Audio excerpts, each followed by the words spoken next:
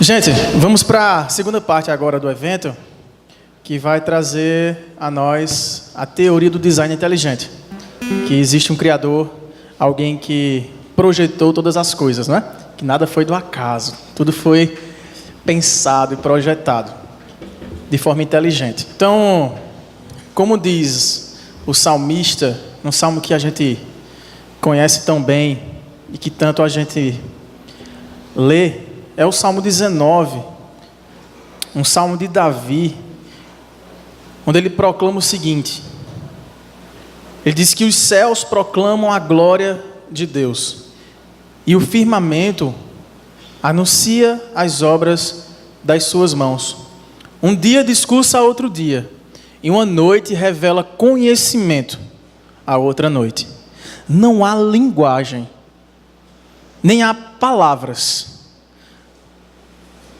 e deles não se ouve nenhum som. No entanto, por toda a terra se faz ouvir a sua voz, e as suas palavras até aos confins do mundo. Aí, pois, uma tenda para o sol, o qual, como noivo que sai dos seus aposentos, se regozija como herói a percorrer o seu caminho. Principia numa extremidade dos céus e vai até a outra o seu percurso, e nada refoge ao seu calor. A lei do Senhor é perfeita e restaura a alma. O testemunho do Senhor é fiel e dá sabedoria aos simples. Os preceitos do Senhor são retos e alegram o coração. O mandamento do Senhor é puro e ilumina os olhos. O temor do Senhor é límpido e permanece para sempre. Os juízos do Senhor são verdadeiros e todos igualmente justos. São mais desejáveis do que ouro, mais do que muito ouro depurado, e são mais doces do que o mel e o destilar dos favos. Além disso, por eles se ademoece o teu servo, em os guardar a grande recompensa. Quem há que possa discernir as próprias faltas? Absolve-me das que me são ocultas. Também da soberba guarda o teu servo, que ela não me domine. Então serei irrepreensível e ficarei livre de grande transgressão. E ele encerra dizendo o seguinte: as palavras dos meus lábios e o meditar do meu coração sejam agradáveis na tua presença, Senhor, rocha minha e redentor meu. Amém? Ele faz uma comparação aqui entre a excelência das obras criadas, de toda a criação, de todo o universo. Ele faz uma analogia comparada à palavra de Deus, que também é perfeita, é esplêndida, é cheia de glória, porque manifesta também quem Deus é e o que Ele fez. E diz que essas palavras que nós encontramos na lei do Senhor, com linguagem, com palavras, com sons fonéticos que nós reproduzimos quando lemos, elas não são encontradas naquilo que foi criado, mas nós ouvimos a voz do Senhor pela sua criação, porque de forma clara, tudo aquilo que foi criado revela conhecimento. Deus, como disse alguém, meio que deixou as suas digitais pelo planeta, deixou as suas pegadas, e a gente pode segui-las, e com conhecimento revelado por Ele mesmo, através do seu Espírito Santo em nosso coração, abre o nosso entendimento e nos revela grandes coisas. E uma dessas grandes coisas é espelhar a glória daquele que tudo criou, sendo palpável, observável a nós. Então, como parte desse conhecimento que a Ele foi revelado, a gente tem algumas teorias que a gente pode entender parte daquilo que Ele revelou. Então, uma delas vai ser apresentada agora para vocês, em contraste com aquela ideia do acaso, do nada, da abiogênese, tá bom? Então, chamo mais uma vez Mariana, para que ela possa dar prosseguimento aqui com a segunda palestra sobre design inteligente.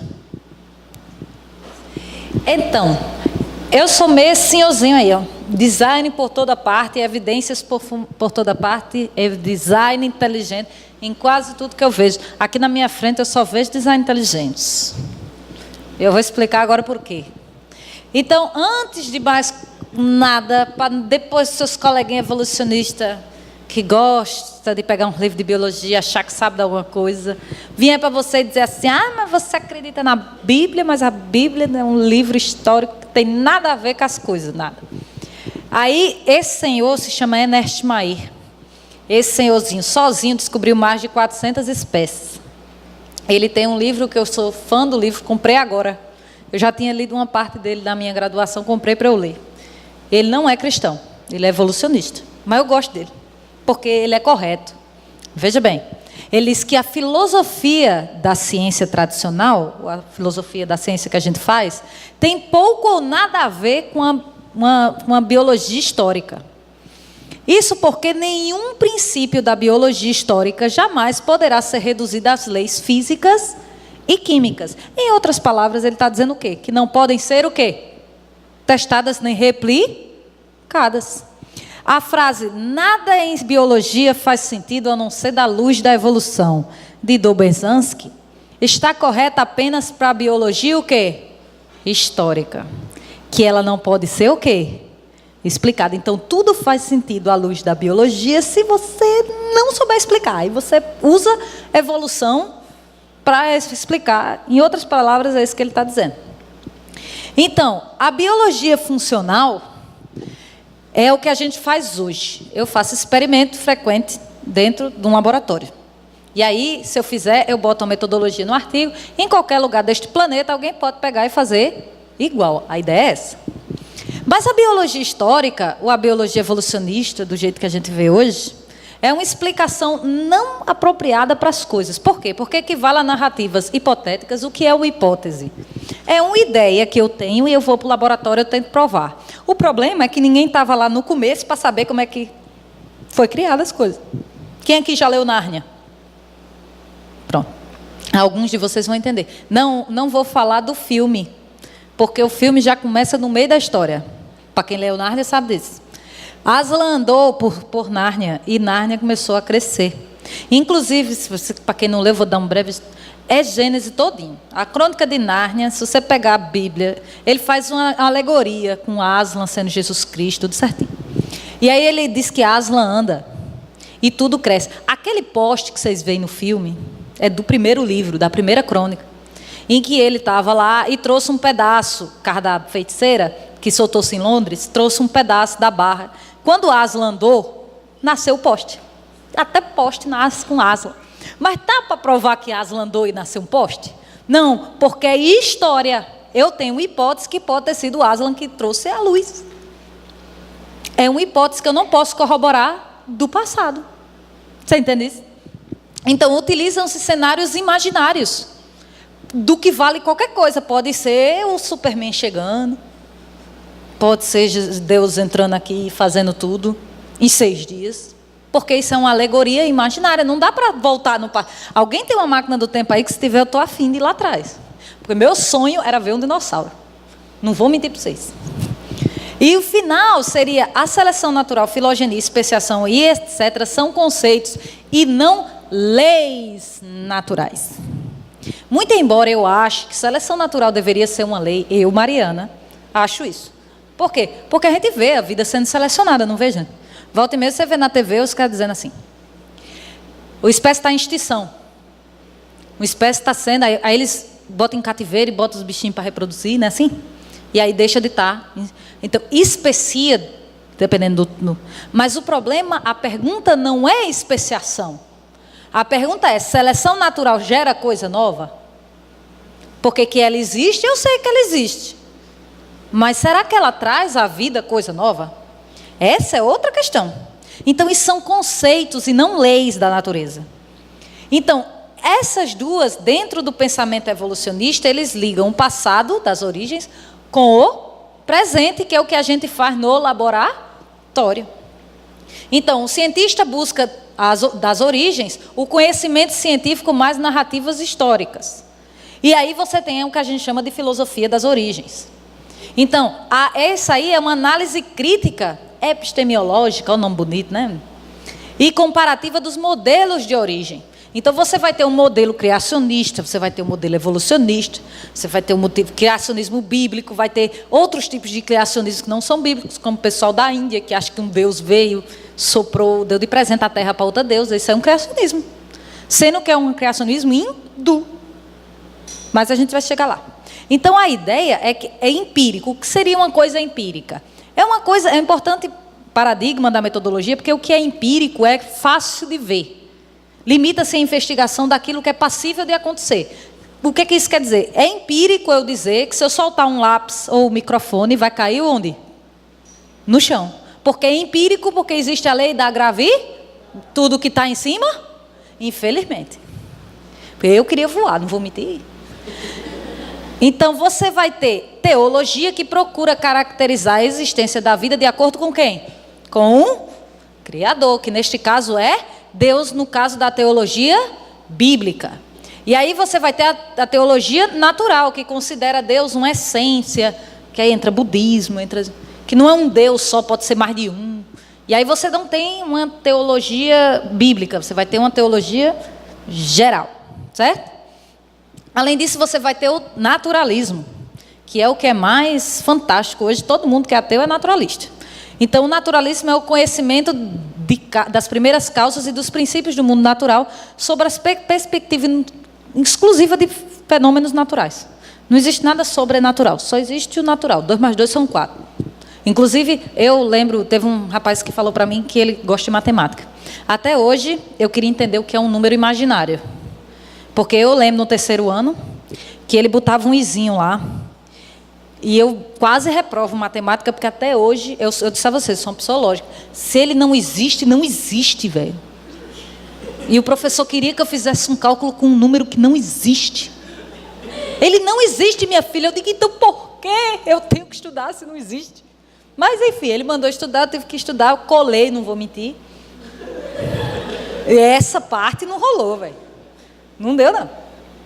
Deus me perdoe, mas fazer o quê? E tem o que é o naturalismo metafísico, são os agnósticos, e o metodológico, que é aquele povo bruto, que acredita que a gente veio do nada, que a biogênese é desprovada e o cara acredita. E aí você tem a herança grega aristotélica, que é aquela coisa da ciência por ciência, que tudo pode ser explicado, que se você não sabe, ainda tem uma razão que você não sabe, mas ela existe a razão lá. Certo? Então, impele processos naturais empíricos nesse tipo de pensamento. E aí você tem a neoplatônica, que aí já vem com Platão, que nesta visão de mundo, todas as coisas são embutidas na vida e possuem uma alma. Vocês vejam que ao longo da filosofia existe o paralelo espiritual com o natural. Isso desde que mundo é mundo. Eu acho que, olha, sabe por que eu digo isso? Gente, o povo de Israel viu o mar abrir no meio, velho. Chegou do outro lado e os caras começaram a adorar outros deuses.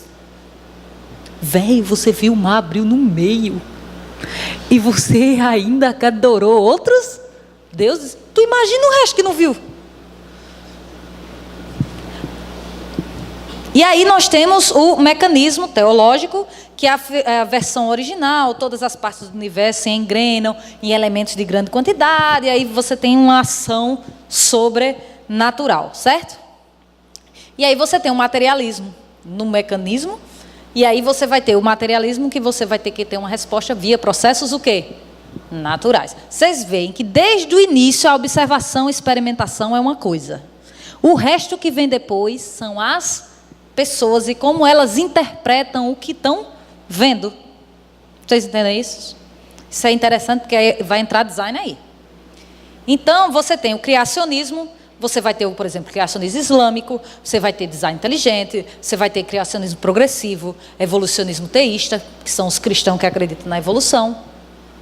Você vai ter o evolucionismo deísta, que acredita que é qualquer Deus aí. Ou você tem evolucionismo panteísta, que são mais de um Deus. Você vai ter evolucionismo ateísta, que é o militante hoje, dos todinhos. Eu chamo ateu todinho. Não vou mentir. Isso é culpa do meu esposo, que fica junto com o pessoal da internet, gosta do negócio do Facebook. Aí ele, olha. Aí eu chamo do todinho agora, porque tem um negócio na moda do ateu todinho, né? Os ateus, que me desculpem, eu gosto dos ateus, são gente boa. Então, dentro da filosofia das origens, você tem o conhecimento científico, está no meio, que é o empírico, é o que a gente consegue testar. Aí, quando você tem o evolucionismo, você tem o naturalismo filosófico. Quando você tem design inteligente, você tem um argumento teológico. Quando você tem criacionismo, você mete a Bíblia na história. O que é o design inteligente? Ele diz que foi Deus bíblico, Jeová. Não. Ele diz que tem alguém, alguma coisa. É um agnóstico. É alguém que está fazendo alguma coisa acontecer. Certo? E aí você mistura mais de uma cosmovisão. E aí quando você mistura, você tem o que a gente chama de conhecimento científico. Você tem o conhecimento científico está no meio. Aí você tem um desenvolvimento das hipóteses, você tem um problema, tipo a gravidade. Tudo está lá o cara sentado, que é o que aconteceu, você sabe disso, né? Estava lá sentado debaixo da maçanheira que chama, enfim, da planta da maçã lá. E aí a maçã caiu no juízo dele, ele fez, por que caiu? Ninguém nunca parou para pensar por que a fruta caiu, só aquele homem, você tem noção? Eu estou dizendo a você, a gente só trabalha hoje, no passado ninguém trabalhava não. O pastor subiu numa montanha para dizer que eu era rarefeito, gente. Que horror. Aí ele criou a lei, ele descobriu, já estava lá, ele descobriu a fórmula da lei da gravidade. Foi ele que descobriu a gravidade, gente? Ela já estava lá, querido, ele só evidenciou que ela estava lá. Isso é conhecimento científico. E o resto é teste de hipótese, tudo que está em cima cai. Se passar, eu tenho uma hipótese, tudo que está em cima cai. Eu faço um teste. Tudo que eu soltar aqui vai cair, não vai não? Vai. Se subir é mágica ou é alguma coisa aí muito esquisita. Né? Então, a observação, a experimentação, a utilização de mecanismos, tudo isso faz parte do conhecimento o quê? Científico. Então, a primeira premissa do conhecimento científico é as admiráveis descobertas científicas e as façanhas tecnológicas incontestavelmente verificadas nos últimos 100 anos constituem uma clara e inequívoca demonstração de metodologia o quê? Científica. Você sabe que seu celular, tudo que está ligado aqui, só é possível devido à ciência, né? Segundo, a execuidade do método científico reside principalmente na curiosidade intelectual. Tipo, a maçã caiu na minha cabeça, então, por que tudo cai? Curiosidade. Não é assim? Por que os astros, uma hora o sol está ali, nasceu, ficou aqui em cima, esturricando, depois ele se pôs a cor mais linda. Como é que isso acontece? Tudo isso, o movimento das coisas, fazem com que gere uma curiosidade e você vai atrás do quê? De uma resposta. Essa é a segunda premissa. E a terceira é a confiabilidade do método científico, fundamenta-se na adequada utilização dos instrumentos, preste atenção, que isso vai ser importante para já. Técnicas e recursos de observação, na contínua verificação de hipóteses e na explicação de quê? Dos experimentos. Se eu não conseguir fazer isso, não é ciência, é o quê? Teoria. É uma hipótese que pode ser que aconteça em algum momento do passado, que eu não estou observando agora. E aí, o quarto é, a ciência traduz uma linguagem universal, ou seja, acontece aqui, acontece na China, que possibilita contatos produtivos envolvendo, em muitos casos, pessoas, princípios morais, religiosos totalmente diversos. Ou seja, no meu laboratório tem gente que é ateu, tem gente como eu que é cristã, tem gente que é agnóstica, vai ter todo tipo. Mas isso não tem nada a ver, porque é ciência e não invoca nada além do natural, certo? Agora, o problema vem aí. Não devemos confundir pesquisa científica com naturalismo ou naturalismo metafísico. Em outras palavras, não bota Deus na história.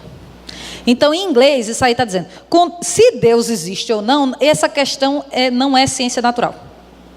Não cabe a ciência natural. Obviamente não, porque Deus é sobrenatural. Então, cientificamente, eu não posso provar que Deus existe.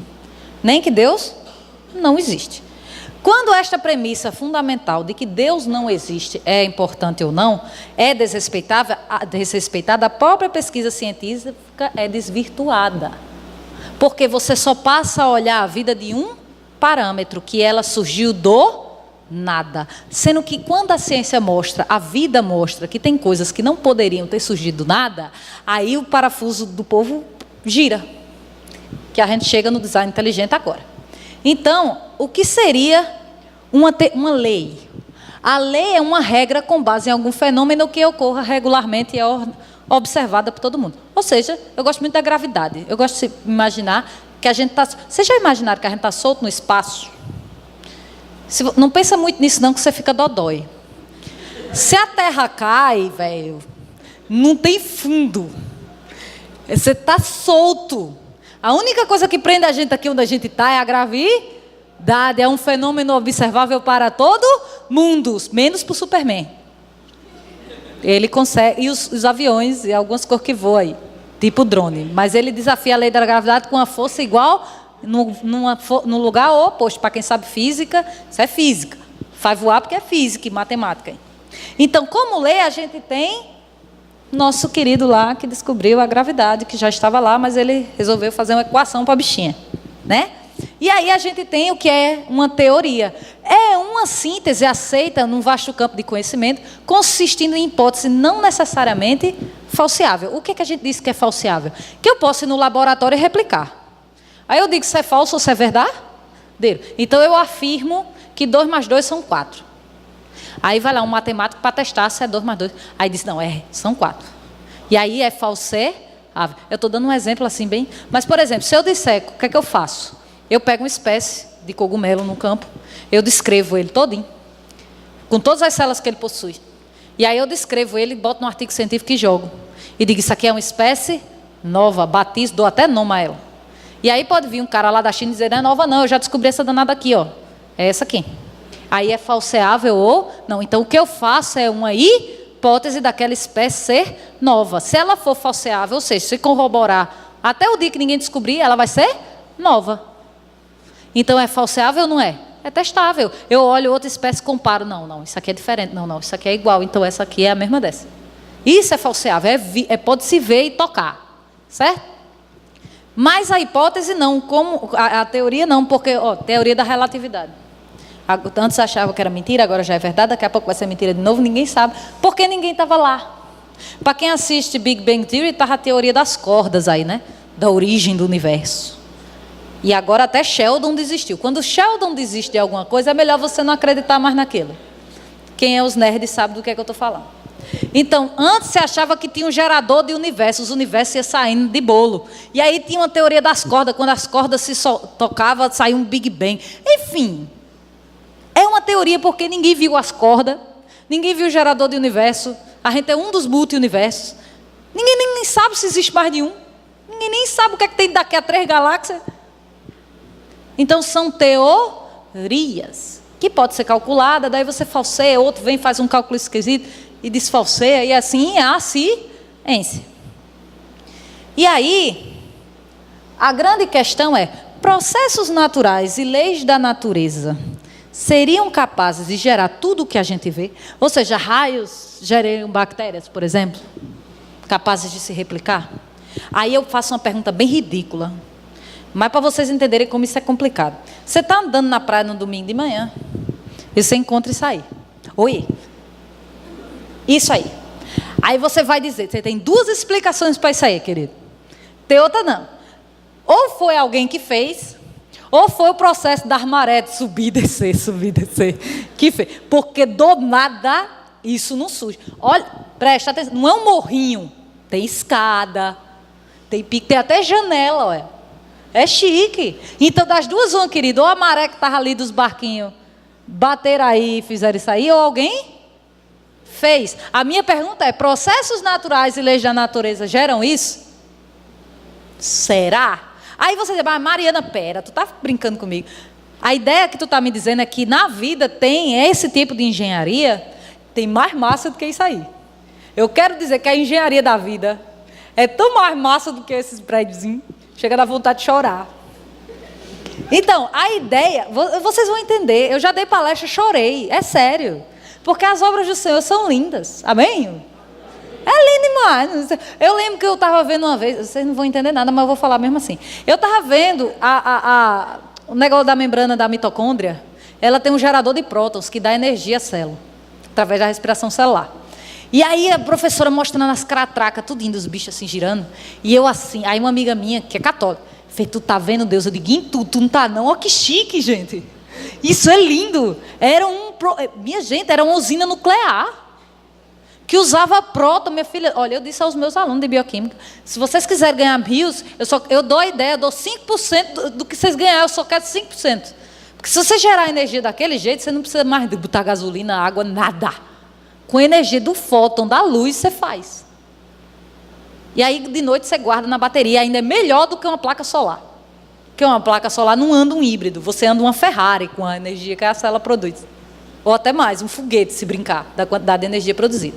Mas a ideia da evolução que a gente falou até agora é que Darwin fez um postulado, vários. Mas um deles foi que, para a teoria dele ser válida, você teria que ter pequenos passos. Então o bico começou a mudar, ficou menorzinho lá.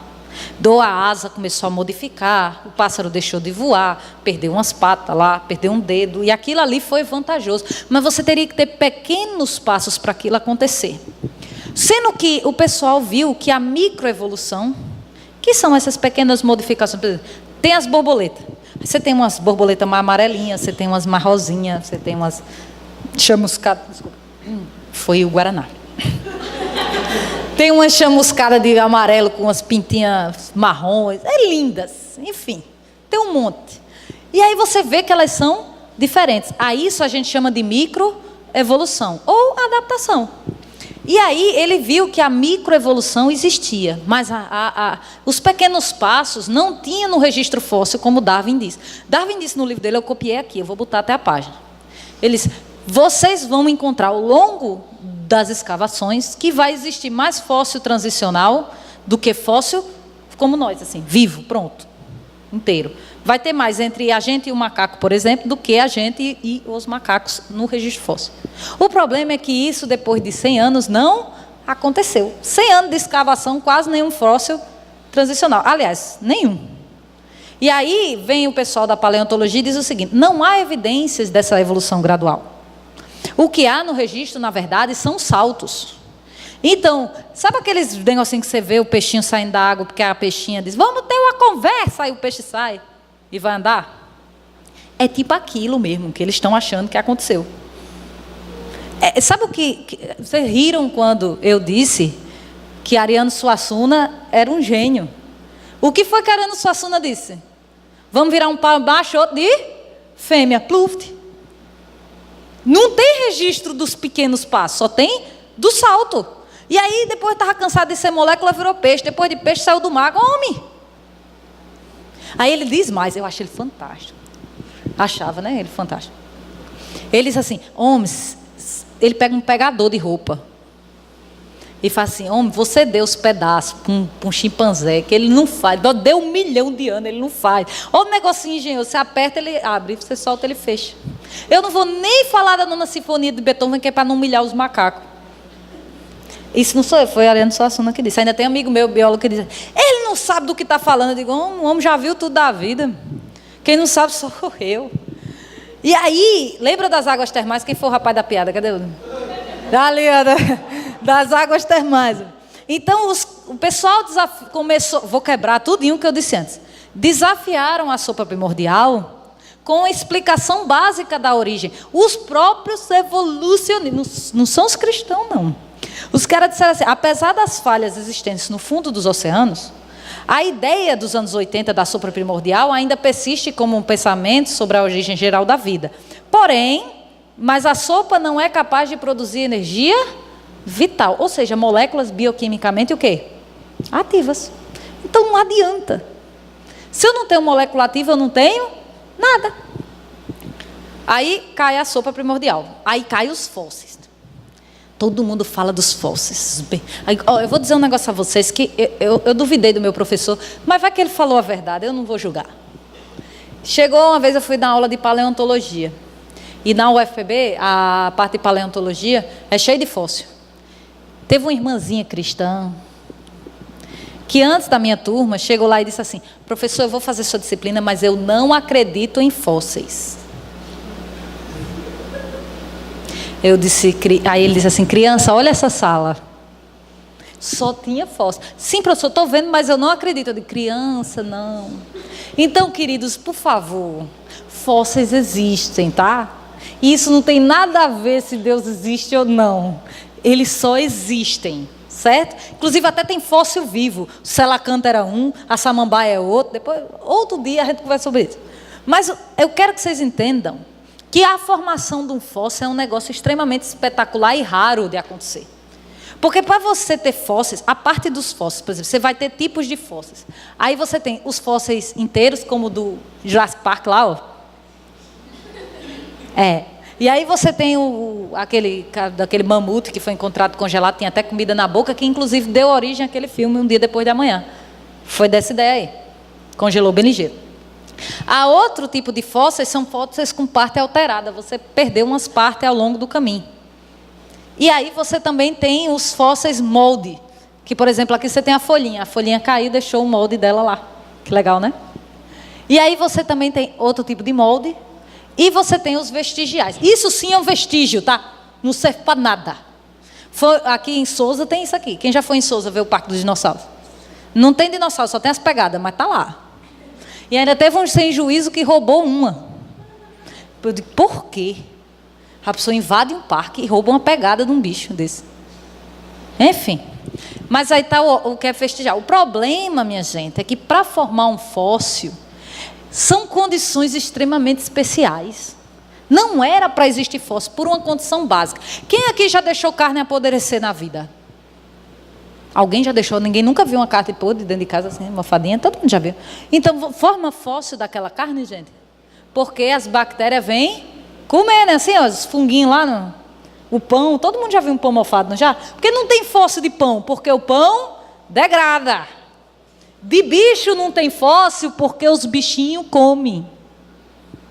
Então, para ter um fóssil, você tem que ter uma inibição de decomposição extremamente rápida. Você tem que ter um ambiente anóxico, ou seja, sem oxigênio. Porque se tiver oxigênio, tem bactéria que vai fazer o quê? Consumir a matéria-prima do seu sistema, caso você tenha sido fossilizado.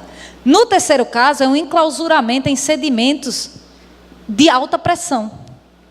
Então, não é normal a formação de fósseis. Qualquer organismo que tenha morrido de forma natural, necessariamente, não pode ser o quê? Fossilizado. Ele não morreu assim. Gente, os evolucionistas têm uma criatividade. Vocês riram no começo de mim, vocês vão rir mais agora. Encontraram uma barata, sem brincadeira, da época dos dinossauros, do mesmo tempo. E ela foi encontrada no que antes se achava que era um oceano. Aí eu disse, meu irmão, como é que uma barata? Veja bem. A barata foi fossilizada no meio do oceano. Aí eu fui ver a explicação, tá no G1. Não é qualquer buraco. Aí tinha lá a explicação. Ela deve ter caído na água, morreu, caiu na água, foi boiando. E aí o peixe, né, bateu, ela sedimentou e eu digo, meu amigo. Eu digo, e eu dizer que Deus criou todas as coisas é um absurdo. Aí eu estava dizendo, minha gente, cadê a pressão? Cadê o ambiente anóxico? Por que essa danada um peixe não comeu a bexiga até ela chegar no meio do oceano? Que raio de barata nojenta devia ser essa? Aí o povo diz que é doido, é nós, né? Aí começa. Então, você está vendo lá o peixinho. Para o peixinho virar um fóssil em camadas, teria que ser extremamente rápido. Adivinha? Pensa aí no seu cérebro super inteligente. O que poderia surgir de tanto sedimento rápido, anóxico, ligeiro, para soterrar tudo? Adivinha? Dá uns sutos.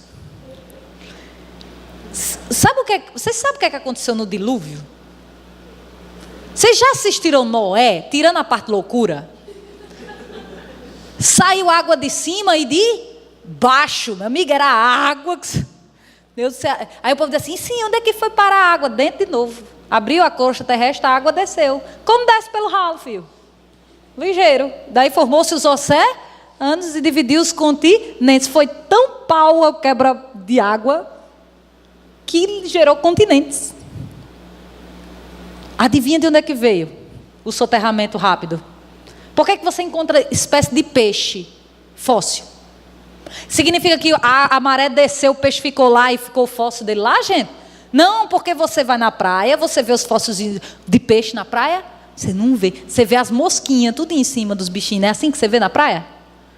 Então me explica como é que tem fóssil de peixe. Devagar. Aí você tem aquelas camadas, né? Aí tem não sei quantos bilhões de anos, está na camada tal. 300 milhões de anos, está na camada tal. E aí depois você encontra, nos Estados Unidos, uma árvore que está em 5 camadas. Que árvore fenomenal, hein? A árvore não fossilizou não, pô. Ela ficou das camadas de essa árvore tem 300 bilhões de anos. Sério? É uns 200 mil anos que a árvore tem. Porque o caule dela atravessa todas as camadas. Ou seja, bota em dúvida as camadas. Pode ser que o que você sabe não é verdade. E aí todo mundo fala do que a gente vem de quem, gente? Dos macacos. Tem um professor, Marcos Eberle, ele disse, é o chimpa teus mano. E você veio dos macacos lá. Aí você é vendido, que tem um monte, né? É Homo habilis, é Homo da bexiga toda lá, Neanderthals, Zazevski, tudo lá. Aí os caras acham... Aí olha que lindo, eu acho a ciência a cor mais linda do planeta. Porque o que os caras acham hoje, amanhã cai. O bonito da ciência é porque a gente lida com fato. Não lida com fé. Porque acredite, meus irmãos, eu vou dizer isso com todo o carinho. Cuidado quando você for abordar seus amigos ateus. Porque, acreditem ou não, a fé deles é essa. E do jeito que você se sente ofendido, eles vão se sentir quando você xingar eles assim. Eu nunca xinguei amigo meu, evolucionista. Eu sei, os caras ateu. Porque eu respeito, que eu quero respeito. Eu respeito deles. Agora, não me venha botar de goela abaixo a sua fé, não. O que eu estou fazendo aqui é para botar na cabeça de vocês que crer em Deus não é o fim do mundo, não. Mas eu não estou dizendo aqui para você pegar tudo que eu estou dizendo e ir lá e esfregar na cara. Agora eu sei. Aí ele vai vir e você vai ficar, eu não sei biologia.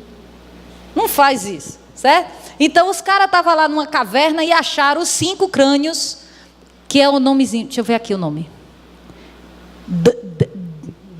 Damaníase, sei lá. É o nome, esse nome estranho aqui embaixo. 5 indivíduos Damaníase. São claramente diferentes entre si, mas diferentes em qualquer indivíduo humano, moderno, ou 5 chimpanzés em uma forma dada. Ou seja, os caras acharam que era o que antes se achava que eram 5 espécies de homo diferentes, sucessivas, estavam todos juntinhos na mesma caverna. Ou seja, eles não eram sequência coisa nenhuma. Eles eram diferentes caixas o quê? Cranianas, querido, olhe para o seu lado. Para o outro. Você acha que a gente tem o mesmo crânio, querido? Gente, a gente não tem nem o mesmo nariz. Avalie o mesmo crânio. Tem uns que é avantajado, tem uns que parece que nasceu feito um... Né? Tem uns que a cabeça é bem redondinha, tem outros que são quadrados, né? Tem outros que são mais alongados aqui, sem querer xingar, nem chamar de feio ou de bonito. Mas a ideia é que os crânios não são o quê? Iguais. E você pegar um crânio porque ele está fossilizado e dizer isso aqui descende desse, é uma afirmação, não é empírica, querido. É de fé. Você achou que é. Aí quando encontrou os 5 juntos, eu tentei achar recente essa imagem, porque eu tinha um slide meu antigo, mas perdi. Eu não achei, saiu na Veja. Tiraram, sabe por que tira? Porque isso quebra. Espera mais, acabei não. Então, fatores como mutação, recombinação, seleção, variação, tudo isso gera especiação, uma espécie virar outra. Então, quanto maior o grau de adaptação, menor o número de variação. Então, quanto mais apta eu for ao ambiente, menos eu vou mudar. Então, as mutações, dentro da visão evolucionista, elas alteram o código, mas não codificam novas estruturas. E, às vezes, eles podem ser eliminados, selecionados, duplicados, trocam, recombina a informação que já estava lá. Aí começa a ficar interessante. Então, começam as dúvidas de Darwin. Isso aí eu terei da página 184 e 185 da Origem das Espécies. Quem tiver o livro, leia. A primeira dúvida de Darwin. Se as espécies derivam uma de outras por graus insensíveis, porque não encontramos inúmeras transições. Se eu não consigo dizer se é mínima a mudança, porque eu não vejo os transicionais. Ele se perguntando no livro dele, desse jeito, eu copiei e colei. Por que não está tudo na natureza no estado de confusão? Por que a gente consegue classificar as espécies? Não era para classificar, querido, devia estar uma bagunça. Por que as espécies são tão bem definidas? Porque não era para ser. Aí a Terra então teria que ter bilhões de anos, porque levou muito tempo. Aí vamos para o senhor tempo. Gente, tempo não faz nada a não ser envelhecer. Eu quero um mecanismo. As pessoas falam, bota mutação em bilhões de anos. Sim, que mutação, querido? Eu perguntei ao menino, quantas mutações eram necessárias para transformar um procarioto no eucarioto? É só o envoltório nuclear, só. Ele não soube me responder. Sabe por quê? Porque não tem, gente, não sabe. Aí ele pergunta de novo, é possível que um animal, tendo, por exemplo, a conformação e os hábitos do morcego, possa se formar em seguidas modificações para ser igual ou ser diferente do morcego? Ou seja, um morcego que mudar um pedacinho, ele pode ainda ser considerado morcego? Ou ele pode ser apto para continuar? Podemos nós acreditar que a seleção natural consiga produzir de uma parte órgãos insignificantes, tais como a cauda de uma girafa, que serve de apanha-moscas, literalmente. Cadê apanha-moscas? E, por outra parte, um órgão tão importante como o olho. Quer dizer, veja, você está comparando um rabo de uma girafa a um olho, que é extremamente complexo. Como é que a evolução faz isso? Ele não sabe responder. Aí ele diz mais, os instintos podem adquirir-se e modificar-se pela ação da seleção natural. Pode. Seu instinto muda? Seu instinto não muda. Todo esposo vai proteger o quê? A esposa. O instinto dele vai mudar se um cara vier assaltar? Ele dá a vida dele por ela. Ou pelo menos deveria, né? Em tese. Supondo que ele a ame, né? Vai que não gosta, pega, né? Tem também, né? Mas a ideia é que o instinto não muda com a seleção natural. O instinto se aprimora com a seleção natural. Uma mãe vai fazer qualquer negócio para salvar seu filho. Então, como explicar que as espécies cruzadas geram espécies não férteis? Porque você deveria misturar tudo e gerar alguma coisa, mas não ocorre porque é específico. E aí, não construímos ou não temos nenhuma na crosta terrestre, nenhuma informação que possa validar o que eu estou dizendo. E ele diz mais, se você conseguir demonstrar um órgão complexo que possa não formar por uma série de numerosas modificações, minha teoria cai. Ele deu a premissa. Darwin era honesto. Usa até alguns aí que são desonestos. Eu vou provar para vocês agora. O que é informação, minha gente? Informação você tem de dois jeitos aí na tela. Um é uma imagem que está comunicando uma informação de um cérebro para outro. Pode ser visual, não pode? Pode ser um texto. Se eu botar um texto em grego aqui, vocês vão entender? Por quê? Porque você não sabe grego. Ou supõe que não saiba, né? Botei grego porque é esquisito. Mas vai que vocês falam inglês, francês. Eu botei grego porque grego é mais complicado. Então, a informação, a premissa da informação é que eu possa passar e você receber. E o que seria a informação da vida? A informação da vida mora na célula, precisamente dentro do núcleo, numa regiãozinha chamada DNA. E o DNA, hoje a gente consegue fazer coisas fenomenais. Como produzir uma árvore dessa? Que seria a divisão de todas as células tipo que a gente tem hoje. Você consegue fazer mutações. Isso aí é a drosófila, é a mosquinha das frutas. Ela. Aí você consegue, porque o ciclo de vida dela é 24 horas, daí dá para mexer. Eu ativo um gene, desativo um gene. Vou para cima, vou para baixo. Aí eu mudo o tamanho do olho, mudo o tamanho da cauda, mudo o tamanho do tórax, mudo o lado do tórax, eu inverto. Eu diminuo a asa, eu entorto a asa, eu aumento um par de asa e eu mudo a asa. Adivinha o que é que acontece sem ser aquela primeira lá? O que é que acontece com as outras? Que significa o quê, minha gente? Que mutação é deletéria. Ou seja, a premissa do darwinismo de que mutação e longo tempo, mutação mais tempo gera vida, gera, gente. Gera morte. Aí, isso aí é o que eu faço. Espera aí, eu vou mostrar agora o que é que eu faço. Espera. Isso aí é o que eu faço. Eu pego um DNA, sequencio, e aí cada cozinha daquela que você vê é um par de base. A timina, citosina, guanina. Cada um é uma cor daquela. E aí eu consigo comparar entre espécies e entre espécies diferentes e tudo isso junto. Isso é o que eu faço hoje. E aí o que eu acho incrível é porque a sequência é fantástica. A gente consegue classificar as espécies pela sequência de DNA. Aí como a vida é muito linda, aí este bendito abençoado senhor chamado Richard Dawkins. Ele diz o seguinte: a biologia é o estudo de coisas complexas que aparentam, presta atenção, aparentam terem sido criadas propositalmente. Gente, eu pareço só ser uma mulher. Só aparento. Sou não, viu? Eu sou Supergirl, daqui a pouco eu vou voar. Já, já. Aí esse homem ainda tem um livro. Eu vou contar essa, vou sair um pouquinho da palestra. Ele começa o livro dele assim: Big Bang, período das leis físicas estranhas e desconhecidas. Aí tem assim, formação dos planetas. Aí eu disse assim, não vou ler mais. Vou explicar para vocês por quê. Vamos supor que eu estou aqui dando essa palestra e eu acometo do nada, eu estou sentindo uma dorzinha aqui, de repente eu desmaio. Corre todo mundo, desespera, chama o SAMU. Me leva para o hospital, meu esposo, coitado, quase devanando, né? Suponho eu, né? Lindo. Que ele esteja desesperado. Chegamos nós no hospital, o médico chega: meu filho, é o seguinte, lamento informar, seu esposo vai morrer. Como assim, doutora? Ela estava boazinha, xingando, brincando com os meninos, falando até de menina super poderosa, faz 10 minutos. Aí o doutor não quer saber. Quando é no outro dia, levanto eu, feliz da vida. Oi, amor, tudo bem? O que é que aconteceu? Não me lembro. Aí o médico vira para o meu esposo, doutor, o senhor não disse que ela ia morrer? Aí ele diz assim: eu não sei, meu filho, o que é que aconteceu. Foi o período das leis físicas estranhas e desconhecidas, chamada milagre, querido. O cara começou o livro com milagre, o cara é um ateu militante. Vou ler? Não vou. Me recuso. Aí veja bem, qual o problema? Existem mais de 24 conceitos de espécie. Vou mostrar para vocês. Vocês conhecem na escola dois indivíduos, o Kilvin e a esposa, vão um dia ter um filhote. E ele vai um dia ter se for menino, uma menina, se for menina, vai casar, vai ter filho.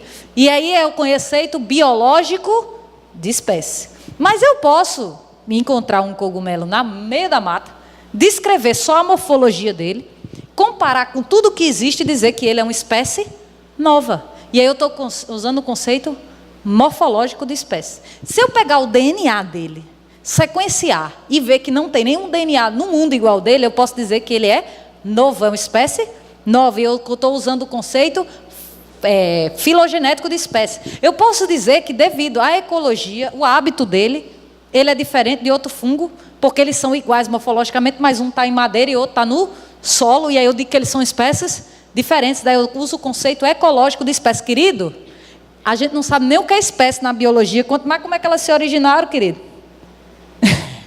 Como é que eu digo que a espécie muda, se eu não sei nem o que é uma espécie? Eu digo que daqui a pouco tu lança outro artigo dizendo que não é. Não tem nada de errado nisso.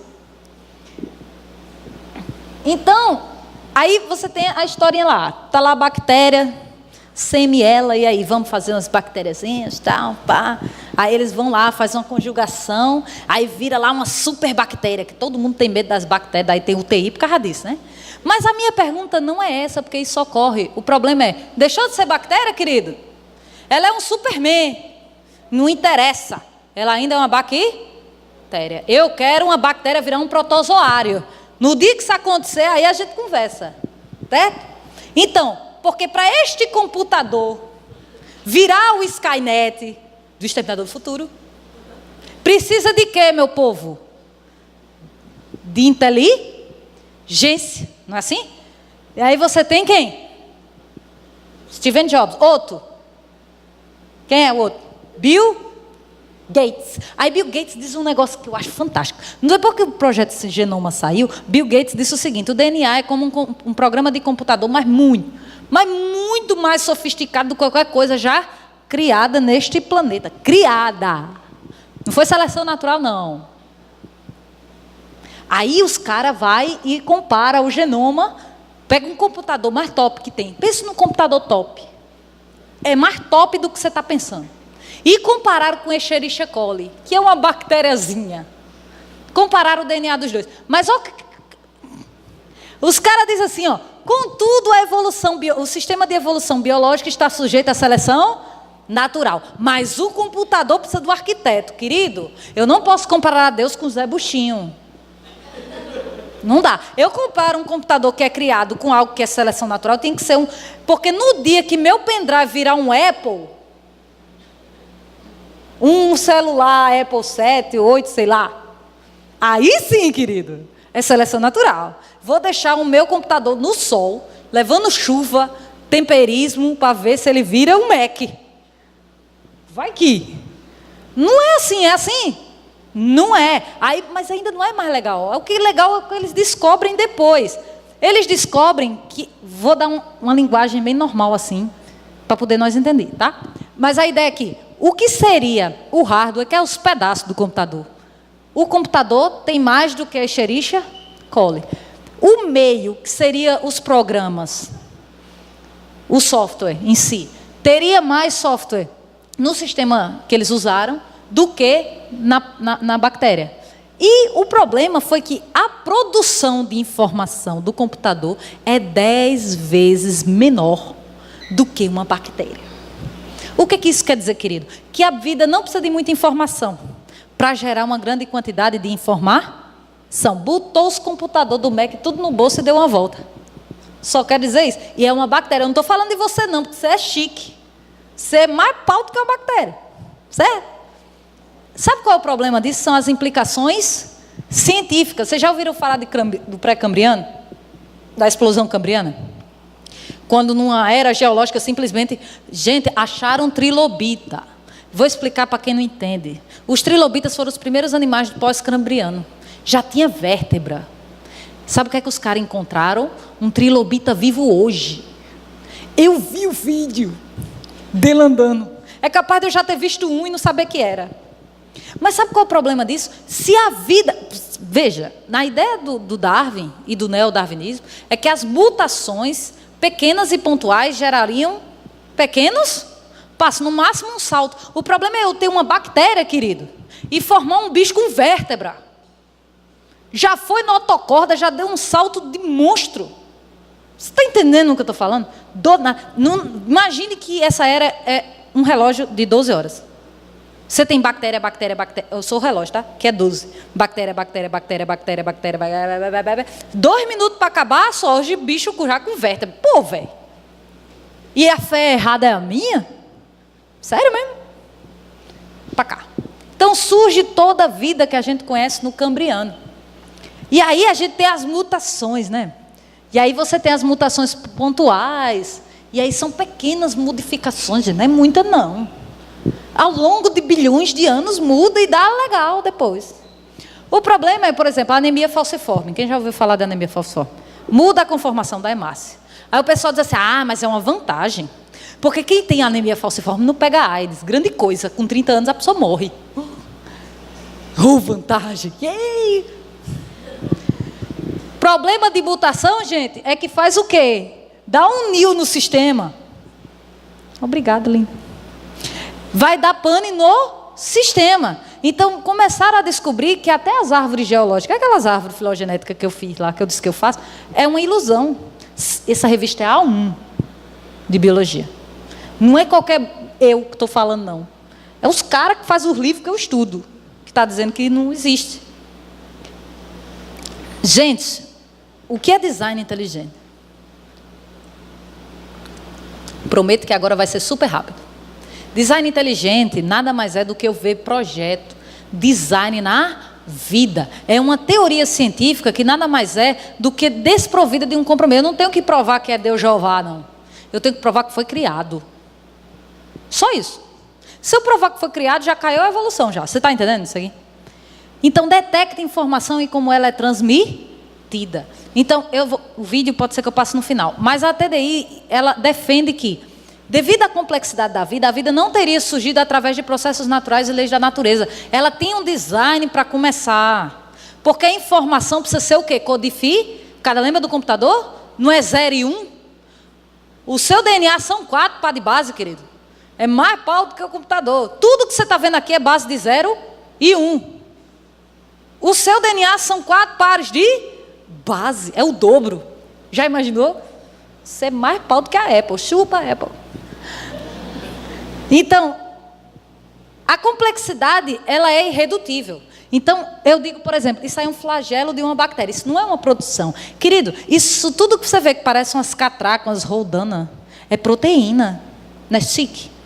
Se eu tirar um pedaço disso aí não funciona mais. Então, ou veio tudo junto, querido, ou não funciona. Se não funciona, é deletério. A seleção... Esse motor é tão chique que ele vai para frente, ele dá stop, dá ré. Tem carro por aí que não faz direito. A bactéria faz. O olho, gente, aí eu vou contar a história desse... Esse foi um artigo da minha pós. Vai ser a única história que eu vou contar, dependendo das perguntas eu conto ao longo. Porque senão 40 minutos é pouco tempo. Eu estava nesse... Era a origem dos órgãos complexos, o cara falava do olho. E eu virei à noite lendo esse negócio, porque eram 23 páginas. No final do artigo ele dizia, por que esse é um evento único e ocorreu no passado? Para o olho surgir foi um evento que aconteceu uma vez só. Porque depois do olho não surgiu outra coisa depois do olho. Então não dava para ninguém ter visto. Então tudo o que ele disse nas 20... Imagina meu ódio. Eu ter lido 23 páginas, quando chegou na página 23, ele dizia que tudo o que ele escreveu não vale. Querido, só quem tomou Red Bull a noite inteira sabe o que eu estou falando. Aí eu fui no outro dia para a aula. E começou as brigas. Porque eu dizia uma coisa, os meninos, não, mas a evolução... Aí eu disse, meu querido, o autor do artigo foi quem disse. Aí o professor riu, disse, vamos tomar um café. Vamos tomar um café. Aí eu saí conversando com uma amiga minha, e o menino fez, você é da igreja? Eu sou. Sabia? Eu digo, ei, vem cá. E o que é o ser da igreja desmerece meu argumento? Bata. Ah, velho. Me enche, bro. Então, a informação da vida, ela é atemporal. Gente, é o mesmo pá de base. É a TCG para todo mundo, não é assim? É assim. Mas a bactéria funciona em você, querido? Não, porque um computador como o Mac, se eu pegar um programa do Mac e botar neste aqui, vai funcionar? Porque o sistema operacional é diferente. A mesma coisa acontece na vida. O seu código não pode existir em outro lugar, porque não vai ter ferramenta pós-informação para funcionar. Vai servir de nada. Você instala o programa e não roda. Mas a vida, ela produz informação aperiódica, atemporal. Não muda, querido, é sempre a TCG. É tipo um pendrive. Você consegue armazenar numa célula sua. Se você pegar uma célula sua e tirar o DNA que está compactado dentro, você dá 5 voltas na Terra de DNA, numa célula. O que você é, querido? Informação pura. Antevidência. A vida se prepara. Sabe o que é isso? É uma proteína chamada aquaporina. A água, quando ela entra na célula, ela pode formar peróxido. O peróxido acidifica a célula e mata a célula. Para que isso não ocorra, ele tem um alicate molecular que quebra a água para sair sempre H2O. Ou seja, a vida já preparou uma ideia ali, antes que vire peróxido para eu não morrer, eu vou botar um alicate molecular muito sofisticado para só entrar água. Querido, você quer me dizer que isso é um processo de seleção natural, querido? Não, né? Como é que você sabe que o que você sabe é verdade? Eu quero terminar essa palestra dizendo o seguinte. Veja bem, design inteligente é a ideia que eu tenho da forma veja bem o que eu vou dizer. Deus criou todas as coisas. E eu digo isso muito livremente porque eu estou dentro da igreja. Deus projetou a vida, colocou um código universal na vida, chamado código genético. Nele está toda a informação necessária para a produção da vida. Mas é só ele, gente? Não. Existe uma cascata de proteínas. Você tem um vídeo, depois eu mostro. E depois você tem, vocês lembram da transcrição, tradução? Você tem a sequência de aminoácidos, que depois vai virar a forma quaternária, para ficar ativa, para depois ela entrar em funcionar. Se você tiver uma mudança num pá de base, não necessariamente vai mudar a proteína. Por quê? Porque o código é degenerado. Então, até mutações pontuais, ele se evita, porque mudança é morte para a célula. Ou seja, ou você vem pronto, querido, ou você não vinga. Vocês sabiam que tem gene ativo em você até quando você morre? Você morreu, tem gente que ativa quando você morre para você degradar. Você é uma máquina top de linha. O povo diz que você tem órgão vestigial, você não tem, você é uma máquina potente e ultramoderna que ninguém imita. Se você pegar a mão, saiu um artigo agora, recente, que os caras tiraram da revista. O cara fez um projeto de uma mão, tentou fazer uma mão feita a nós. Tu acha que a máquina faz isso? Não faz. Aí o cara diz, a mão humana, ela veio de um criador, os caras foram e caíram o artigo do cara, do sistema. A mão tem que ter sido criada, porque é um conjunto de osso, de articulação, de tudo. E olhe, veja, essa mão dura 100 anos, em nome de Jesus. É uma articulação. Meu filho, no dia que um celular durar 100 anos, eu compro. Você é uma máquina que não falha. Se você cuidar de você direitinho, você não falha não. Vai falhar só quando Deus quiser. Então, meu amor, o que você acredita, o que é dito na igreja, não é ficção científica. Parece, mas não é. E ter fé num Deus criador não é errado. É o mais correto que hoje a gente vê. Os dados dizem que as coisas, a maioria das coisas que nós vemos, tem processo natural, tem coisa que foi criada assim. Um floco de neve, foi Deus que fez? Não. Um floco de neve é um processo natural. É a forma como ele congela que fica daquele jeito. Mas você quer me dizer que um DNA é a mesma coisa de um floco de neve? Você quer me dizer que um olho é que nem um rabo da girafa? Querida, analise. Nem tudo na vida foi criado. Tem coisas... Agora, acreditar que Deus... Porque se você é evolucionista teísta, essa noite eu quero dizer a você que na sua cabeça, você acreditar na evolução, você acreditou que Deus fez o Big Bang. Porque tem que ter uma causa não causada. Tudo tem uma causa. Isso é física. Então, para o Big Bang ter acontecido, teria que ter uma causa não causada. Que tinha que ser atemporal, sobrenatural. Adivinha quem é que tem essas características? Deus, né? Aí Deus vem, está o Big Bang lá. Ele dá um chute e vai passear. Vou ler um livro. Deixou solto. Querido, eu não creio num Deus assim, porque nem a palavra dele diz que ele é assim, diz? Como é que você sabe que o que você sabe é verdade? Eu quero agradecer muito a vocês pela paciência. Desculpa aí se eu passei um pouquinho. Fica aberta as perguntas. Muito obrigada, gente.